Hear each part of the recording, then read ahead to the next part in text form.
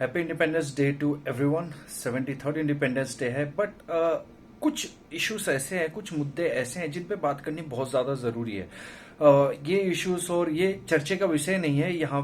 इन सब इश्यूज पे कहीं कोई डिस्कशन नहीं किया जाता। वीडियो के एंड तक ज़रूर देखिएगा और आई होप कि आपका और हमारा जो भी है जो जो सोच है वो एक सेम ग्राउंड पे, सेम पेज पे है। सबसे पहले मैं पॉवर्टी और गरीबी की बात करूंगा। देखिए, कहते हैं ना 25-30 साल बाद अगर आप फैमिली में या फिर रिलेटिव में कि 25-30 साल के आप हो गए तो आप अपने पैरों पे खड़े हो जाइए, अपने घर परिवार को देखिए, संभालिए और बेसिकली आत्मनिर्भर बनिए। 73 साल बाद भी क्या हमारा देश आत्मनिर्भर है? डेवलपिंग कंट्रीज के अंडर हम आते हैं, लिस्ट के अंडर हम आते हैं। और गरीबी एक बहुत बड़ा रीजन है। देखिए, मैं यहाँ पे किसी पॉलिटिकल पार्टी के फेवर में या किसी पॉलिटिकल पार्टी पे क्वेश्चन नहीं कर रहा, बट ये जो इशू है ये एग्जिस्ट करता है और देख के वाकई में हमें शर्म आती है कि आज भी हमारे देश में लोग भूखे सोते हैं। आज भी दिहाड़ी करने वाले लोगों का हाल बुरा है, वो कभी भी डेवलप नहीं कर पाते। दिक्कत यहाँ नहीं है कि वो आगे नहीं बढ़ पा रहे हैं, वो डेवलप नहीं कर पा रहे। दिक्कत ये है कि जो नेता और जो पॉलिटिशियन है, जो बॉलीवुड वाले हैं, जो क्रिकेटर हैं, वो करोड़ों में कमाते हैं और कोई हजारों में जीता है। ये कहाँ से इक्वलिटी है? और देखिए, हर कोई अमीर नहीं हो सकता है कंट्री में, आई डू एग्री, बट क्या ये इतना बड़ा डिफरेंस आपको नहीं लगता कि कोई अरबों रुपए में कमाए और कोई अरबों रुपए किसी को मिल जाए, या कोई अरबों रुपए का करप्शन कर जाए और किसी के पास हजारों नहीं है खाना खाने के लिए? ये बहुत बड़ा इशू बनता है, ये चर्चे का मुद्दा बनता है, बट इस पर कोई चर्चा नहीं करना चाहता। ना ही मीडिया या कहीं भी आपको ये सारी डिस्कशन करने को नहीं मिलती, क्योंकि वो एक्चुअली में ये सारे सिचुएशन फेस नहीं कर रहे, और जो फेस कर रहा है उनका कोई सुनेगा नहीं।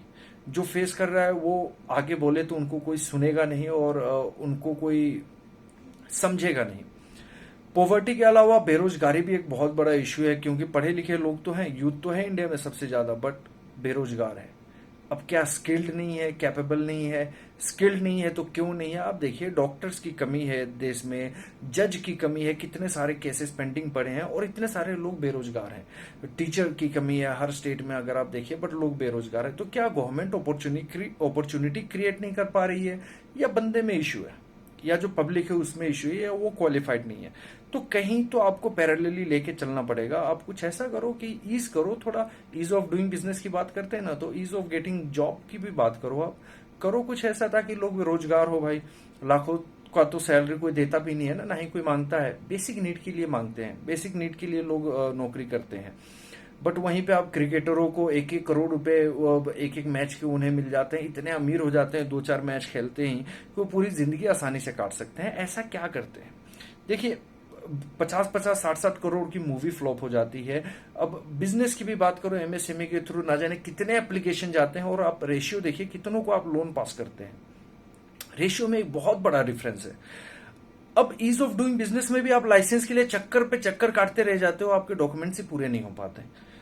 तो कहां से कोई डेवलप करेगा? कैसे करेगा? या तो आपको फिर पैसे खिलाने पड़ेंगे, या तो आप करप्शन पे उतरिए, फिर वो भी गलत है।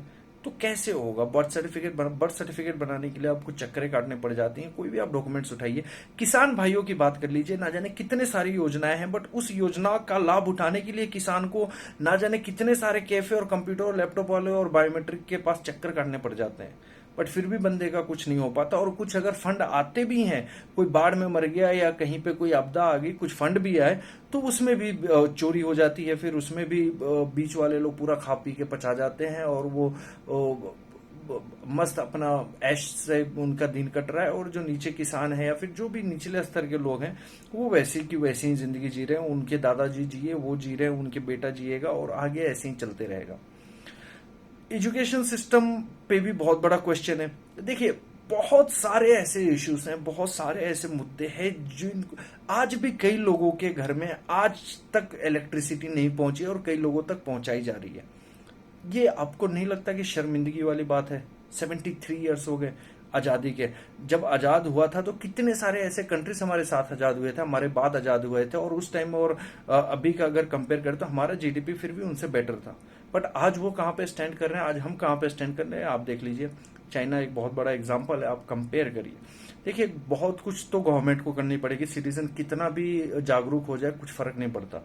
आप और मैं डायरेक्टली जाके कहीं कुछ कर नहीं सकते। पुलिस की केसेस देख लीजिए, फाइल देखिए, कितने सारे पेंडिंग है, किसी को जस्टिस नहीं मिलता, न्याय नहीं मिलता, न्याय देने वाला नहीं है, कैसे काम चलेगा। रेप केसेस इतने ज्यादा बढ़ रहे हैं, क्राइम रेट इतना ज्यादा बढ़ रहा है, लोग हर जगह अनसेफ फील कर रहे हैं। बिहार असम जैसे 30 जैसे जगहों पे 30-30 साल से बाढ़ आ रही है, बट उस पर कोई काम कुछ नहीं किया जा रहा है। प्रॉब्लम तो बहुत है, सॉल्यूशन सरकार को निकालनी पड़ेगी। आप और हम सॉल्यूशन नहीं निकाल सकते। आप और हम बस ऐसे ही एक वीडियो बना के और बता सकते हैं, लोगों तक चीजें पहुंचा सकते हैं। ठीक है, पहले तो खैर सोशल मीडिया का जमाना नहीं था, लोग अपनी चीजें नहीं प्रेजेंट कर पाते थे, लगे रहते थे और वैसे ही मजदूरी करते रहते थे, ऊपर क्या चल रहा है किसी को नहीं पता। आज के डेट में चीजें पता चलती है, क्या बजट आया, क्या हुआ, क्या चल रहा है, बट वहां भी आप सवाल उठा नहीं सकते और इतने बड़े सिस्टम से आप लड़ नहीं सकते। खैर लड़ने की कोई ज़रूरत भी नहीं है, बट गवर्नमेंट को ऐसे बहुत सारे इश्यूज है जिन पे काम करनी बनती है ज़रूरी। सबसे पहले तो पॉवर्टी, आप स्लम देख लीजिए, सड़क किनारे आप देखिए कितने लोग आज भी बेरोजगार, मतलब कितने लोग आज भी बेगर्स के तरह, भिखारी, मैं वर्ड यूज नहीं करना चाहता, बेगर्स की तरह लोग आज भी सड़कों के किनारे अपने दिन काटते हैं। तो ये कौन लोग हैं? अब ठीक है, अगर बाहर से आए तो उनको बाहर भेजो, हमारे लोग हैं तो उनके लिए कुछ अच्छा करो, ऐसे कैसे चलेगा? देखिए हर कंट्री में गरीब अमीर हर तरह के लोग होते हैं, बट कुछ हम क्यों नहीं सुधार ला सकते? कोई एक ऐसी चीज हम क्यों नहीं स्टार्ट कर सकते कि हमारी कंट्री में गरीबी ही ना हो? ऐसे कई सारे कंट्री है जिनमें पॉवर्टी नहीं है, एग्जिस्ट करती है, कहीं पे रेशियो बहुत ज्यादा कम है, हमारे यहाँ थोड़ा ज्यादा है, बट काम तो किया जा सकता है ना। जहाँ पे इतना ज्यादा करप्शन और इतने ज्यादा लोगों के घर पे जब रेड पड़ती है, इतने सारे पैसे मिल जाते हैं, उस पैसे को आप बांट दो लोगों में, देखो कर पॉवर्टी खत्म हो जाती है, गरीबी खत्म हो जाएगी। 20-20, 30-30 लाख के घर बनाने पे 2.5-3 लाख रुपए की आप सब्सिडी देते हो, जो 30 लाख का मकान बनाएगा जो आदमी, वो 2.5-3 लाख रुपए के लिए आपके सब्सिडी का इंतजार करेगा। ये योजनाओं पे तो बहुत ज्यादा काम करने की जरूरत है। मेडिकल फैसिलिटीज आप देख लीजिए, बहुत बड़ा एग्जाम्पल है।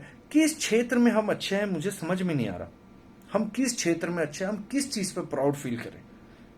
आप मेडिकल इंडस्ट्रियलाइजेशन की बात कर लीजिए, जॉब अपॉर्चुनिटीज की बात कर लीजिए, कहते तो हैं बाहर से एफडीआई, फॉरेन डायरेक्ट इन्वेस्टमेंट आएगा, बट कब आएगा, आके क्या करेगा, किसको फायदा है?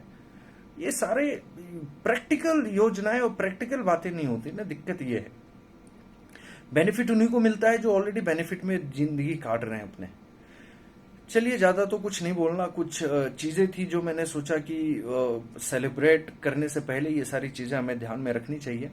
वीडियो अच्छा लगा हो लाइक शेयर सब्सक्राइब कर दीजिएगा। जय हिंद, जय Bharat, thank you very much.